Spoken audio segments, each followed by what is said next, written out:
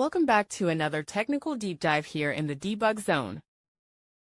Today we're tackling a big question and breaking it down with insights from other users. Hopefully this clears up some misconceptions and helps you get the answer you need. So buckle up, stay a little curious, and let's jump right in.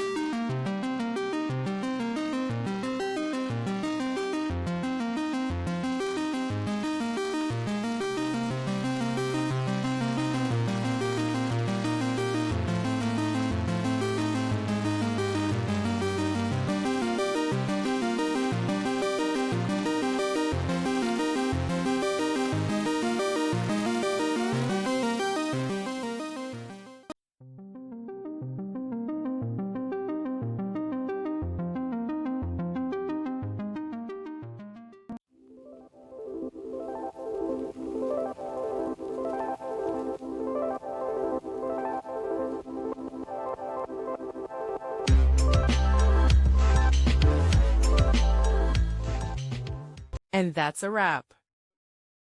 I hope you found the answer you were looking for. If you did, take a second to hit that subscribe button. It really helps out.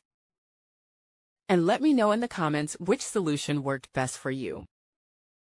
See you next time in the debug zone.